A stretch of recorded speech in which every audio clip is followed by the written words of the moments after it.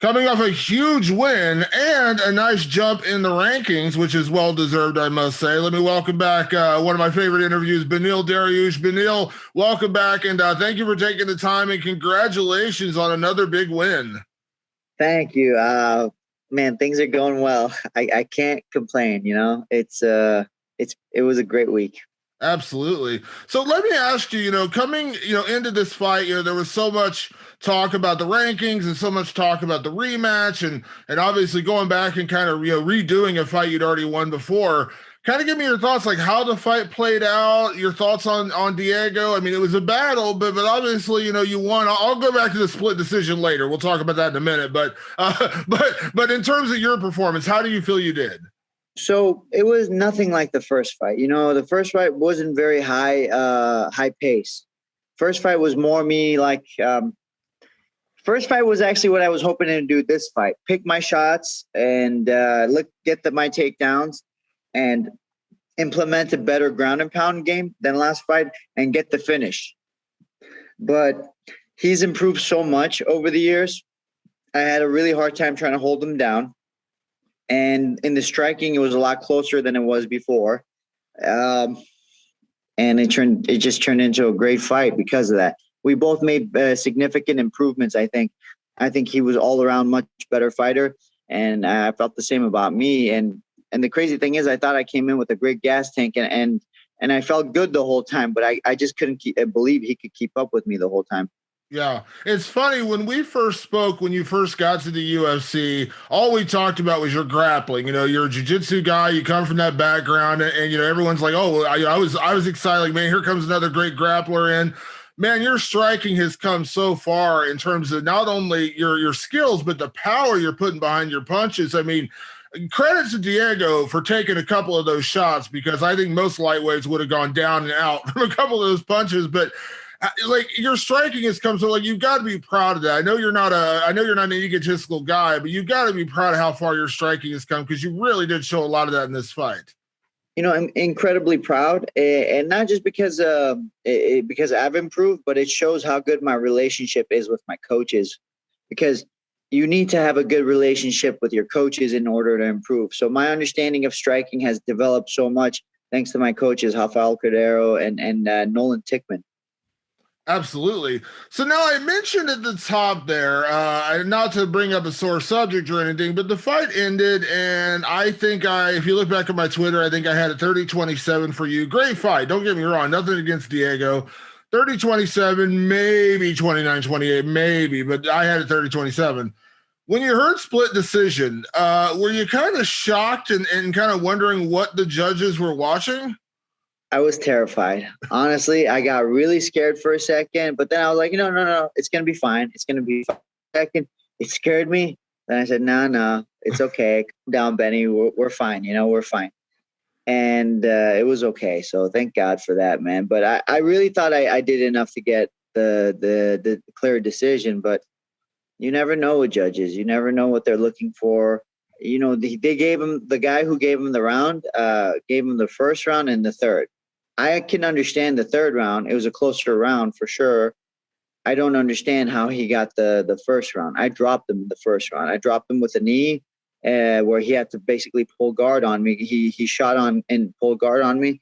And I thought I just kind of controlled that round pretty dominantly. So shocked. Yeah, I had my post-fight article on the story pretty much written, and I had to go back and change it because I had like a lot of words written up, and I was like, how did it get to be a split decision? Like I was so shocked when that was read across, and we talk about judging in this sport. I know it's kind of a thankless profession when you're a judge because you do a good job. No one really says much. You do a bad job. Everyone talks about it. But, you got the win. You were the rightful winner. But I really do believe we got to hold judges accountable because the person who counted that as a split decision really needs to figure out what he's watching because that's an issue. I think he's actually a referee too. Man, I forgot his name. But I think he's actually a referee too. So he has a lot of time in the octagon. Like he has an octagon experience. Well, like, what the heck, man? What were you watching? Did you just like take a nap in the first round or something? And you just gave it a coin flip? Because The first round was the most clear round, in my opinion, of all 3 rounds. I know in the last 30 seconds he landed a push kick on my face, but so what? I also landed a right hook that had him wobbly a little bit. Who cares? I mean, you have to look at the whole round. Yeah, absolutely. So now you knew going into this that this was, I won't say there. Listen, every fight there's a reward. Obviously there's a big reward when you're going in there, and Diego was technically a couple spots ahead of you in the rankings, but this was still a high risk situation because it was a chance for him to avenge a loss, whereas you weren't taking as much of a jump up in the division as what you'd hoped for. But now that you've had 2 wins over Diego, you kind of put him behind you. Are you happy that you kind of got that win, and now? I think the new rankings came out. You're number 9, which is kind of on the path of where you want to be. Like, I know it wasn't exactly the fight you wanted, but considering the performance you ended up having, and now you're ranking, like, are you happy with the result? I'm grateful anytime I get to fight, because to have an opportunity to fight, not many people get to do that, and I get to do it at the highest level. So I was super grateful that I got to fight.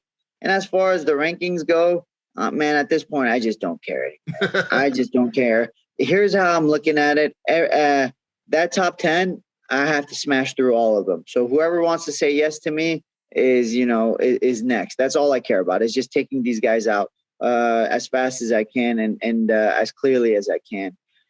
And, as far as Diego being, putting it in the past, I think this sets us up for a trilogy somewhere down the line again, hopefully for the belt. Because if you think about it, that was an amazing fight, and that was way closer than I thought it was going to be. I really thought it was going to be, I was going to dominate me more than that, but it wasn't like that. It was a close fight. Every single round was close. He came in at me, he came hard at me every round. So I'm not putting Diego behind me, but I am looking forward to these guys. I got these guys, and I got tunnel vision on these guys, and it's all the guys in the top 10. I just want to take everybody out.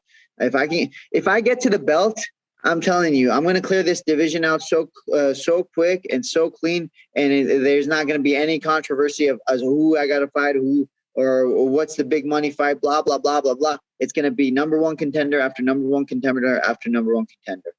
I love it. I love it. Now, with that being said, Beneil, you mentioned in the post-fight, and I did see your post-fight interview where you talked about, you kind of restructure what you were saying about the matchmakers. You weren't really trying to take a shot at the matchmakers, more kind of like the frustration of the division as you're trying to get these top guys. But I asked you that actually in the media day beforehand, where we're seeing that, all these matchups that are happening are all kind of gathered around the same 4 or 5 guys. Whereas, you had that opportunity to fight Charles Oliveira. Unfortunately, he got injured. It didn't happen. But do you feel like, and I know you're not in the business of really calling people out and that kind of stuff, but do you feel like we should see some fresh matchups now? Like, you're number 9. I know the rankings are kind of what they are, but like, it's time to see some different fights. And I know you want that, but it just seems like, like when you got matched up with Charles Oliveira, I was like, man, that is a really fun fight. Yeah, and the thing is, he wasn't injured. That's not what I was told. They told me he had some personal issues. And I said, okay, or it was family issues. I don't remember. It was one of those. And I said, okay, I understand. I'll wait for when he's ready, because he's high ranked. So while I was waiting, I kept seeing him on social media calling out Tony Ferguson, and then he got the Tony fight.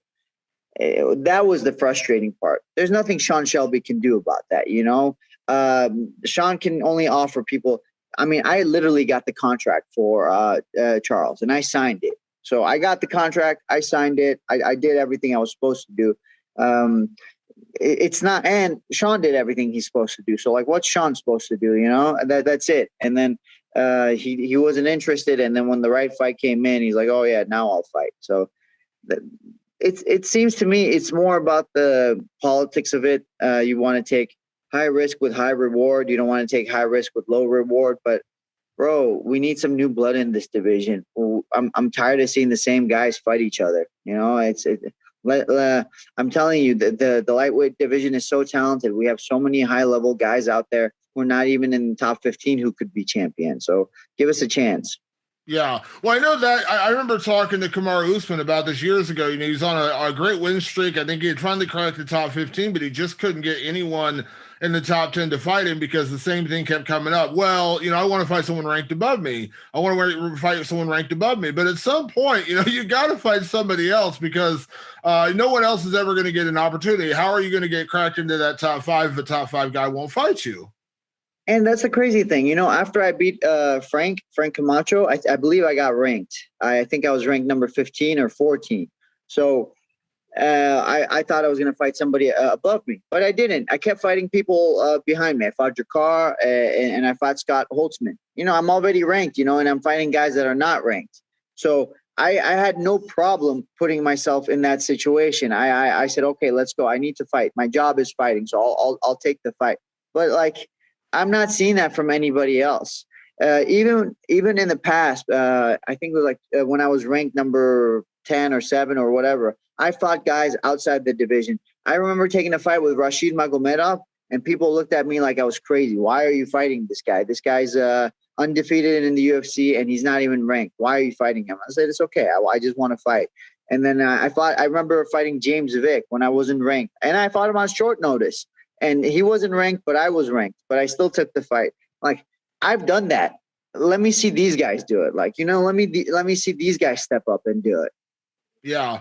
Does that, and I'm singling out Charles only because that was the fight you had. I know you're not a guy to take personal shots at anybody, but a situation like that, does it anger you a little bit, frustrating to he got matched up. He apparently, because we all heard the fight was going to happen, and then suddenly it didn't. And then he ends up getting the Tony fight. And again, credit, again, kudos for him going out and beating Tony Ferguson. But do you kind of shake your head or get angry that kind of thing happens? Yeah, I'm human. It's very frustrating. It's very frustrating. But I also know nobody deserves anything. I don't deserve to make Charles fight me. Nobody deserves anything. What we get, everything is a blessing. So I'm not angry at him. I was frustrated with the situation, but good for him. God bless you, man. You got the fight you wanted. Go, go do your thing. But all I'm asking for is a chance now. Now, I want to fight. I'd like to fight Charles. I'd like to fight Chandler. I'd like to fight Tony Ferguson. I'd like to fight somebody ahead of me instead of all the guys behind me. I suggested on Fight Night, I said, you and Tony Ferguson, my God, that would be a great fight. I don't know if it'll happen, but man, I would love to see that fight. That would be a great fight. And, I think, when it comes down to it, I'm a dog, man. It would be a great dog fight. Yeah, absolutely. Let me ask you, because this is your division, and I've heard this kind of frustration from a lot of the guys at the top. Now that Khabib has retired, and he's kind of made it clear he's retired, and he's kind of saying, they need to move on, they need to crown a new champion, and Dana's kind of holding on, saying, Khabib's still the lightweight champion, and I know you're not fighting for the title right now, although I'm quite sure you would jump at that opportunity, but is there any part of you that feels like we need to start moving ahead? Because I felt like even though Conor maybe didn't deserve it, as you said, quote unquote, deserve it, they could have put a title up between him and Dustin. Dustin be the champion right now, and the division moves forward. Now we're kind of still stuck in this limbo where we don't really know what's happening. Yeah. If you ask me how to do this, I would say, put Dustin versus Justin Gaethje, Poirier versus Gaethje, and that's for the belt. You got, you can put Chandler either versus Tony or versus Charles, and then like a contender fight, or you can put me against Charles or Chandler for a contender fight, and then and then there's still Tony right there to fight. So either I would fight one of those 3 guys, and the other 2 would fight each other, and then you got yourself. You're looking at 2 number 1 contenders. It's not that hard. It's just quit making the same guys fight each other. It's the easier way to do it. But I also understand you want pay-per-view numbers, especially this is the division right now. It's really hot division. So you do want pay-per-view numbers. You want to make money. At the end of the day, the business runs because it makes money. And I get that. I understand as a business owner, I understand that. So I get that part, but I also think you have to, as a business owner, you have to think about the future. If you keep doing this, you're gonna burn the fans out. They're gonna be burned out of the division. So you got to think of it in the long term, not short term. Yeah, absolutely. Absolutely. With that being said, I know you said before the fight, you got some family commitments coming up, so you might be taking a little bit of time off. So kind of give me an idea of what the next few months look like for Beneil Dariush. Man, God willing, everything goes according to plan. But ideally, I would go to Haiti. I'm trying to go to Haiti in March, beginning of March. Stay there for about 5 days, just to spend some time there. Um, After that, I'd like to come back, get prepared, and fight in either late April or May. God willing, I win. Just take a break, and my baby's gonna be here in June. So once I have my baby, I just want to spend time with her. I want to spend morning and night with her, and I'm gonna train hard still, but I want her to be my number one focus. I want to train without thinking there's a fight coming up. I just want to train and get better and spend time with my daughter without, for example, watching tape as soon as I get home, or um, you know, having to jump in the sauna just to recover a little bit more, or doing this or doing that. All the little extra things I do to make sure I'm fight ready. I'm mentally ready for a fight. I just want to dedicate that time to her instead of the fight. Yeah, I was gonna say you're kind of in one of the unique positions where, without a fight being up, you kind of set your own schedule, so you can have a lot of daddy time, during that. So because you don't, you kind of tell when you're gonna go in the gym. So like that's kind of the advantage, right? Like you can set your schedule, get some dad time in. I think you've earned that, right? That's what I'm thinking. I really feel like I have earned it, man. I really feel these last couple of years we've been putting in a lot of work, and one thing people don't understand is I've had to learn how to heal the body, fix my body up, and it had to do a lot of physical therapy, a lot of massages, chiropractor, whatever. I did it all, going to the doctor and making sure everything's fine. And right now, I wouldn't say I'm spending just as much time, but I'm getting pretty close to spending 30% of my time just fixing my body. Soon it's going to be like 50-50. I'm going to be spending 50% of the time doing rehab and 50% of the time training, preparing for a fight. But right now I'd say it's about 20 to 30%. And I think, I can't wait to fight and just have some time to myself. I think I've earned that this time, but you never know. It might not be God's plan. We'll see. Yeah. So ideally, in a perfect world, April, May, get one more fight in, take some time to spend it with your daughter, and then maybe title fight before the end of the year. Would that be like the perfect 2021? It would be great. It really would be great if I got the title shot this year. It would be amazing. But at the same time, even if I didn't, having a baby girl, I mean, she's not even here yet, and I think to myself, I don't think I can, top this. This is the greatest. This is the greatest moment of my life. This is the greatest. This is the greatest part of my life. I'm going to have a child. Last year I got married, and I'm going to have a baby this year. This is the greatest moment of my life, and I think a title. It couldn't be more. It can't be better than this. It can't be better than having a baby. So I'd be grateful if I got the title shot, and I think it would be great. But I'm not too worried about it. I'm just gonna keep beating people up, and people will recognize. Just like Max Holloway had 10 fights, and people were like, this guy's pretty much the champ. Max Holloway is the champ of the division. Look at the guy; he's beat everybody. I'm gonna do the same thing. I'm just gonna run through this division. Absolutely. As excited as you are for championships, as excited as you are for a Fight of the Night award, sounds like you're even more excited about becoming a girl dad, right? I am, man. I was really worried I was going to have a boy first. I don't have any experience with boys. I have two nieces, and I have lots of experience with them. I've held them since the day they were born. Both of them. I held both of them since the day they were born. I have experience with that. Boys are a little different, so I'm excited to meet my daughter Alva first and spend some time with her, and then as I get better with her, hopefully I'll have a boy. next, or another girl. I don't know. We'll figure it out. But I'll be ready for a boy eventually. Well, Beneil, congratulations again on an amazing performance. Obviously, a well-deserved victory. Enjoy it. Enjoy a little downtime, as you said, going down to Haiti. Enjoy that, obviously, with the birth of your daughter coming up. And hopefully next time we chat is when you got a fight booked. And like I said, I love the Tony Ferguson fight, but, Chandler, Gaethje, any of those guys. I just hope it's one of those. That's all I'm saying. I hope it's one of those guys. Yeah, I'm with you, man. I think that would be a great fight. That would be, I'm not trying to do fight of the nights, but it's hard not to see that as a fight of the night. Absolutely. Beneil, thank you again for taking the time. I really appreciate it. Congratulations again on an amazing win, and I'm sure we will chat soon.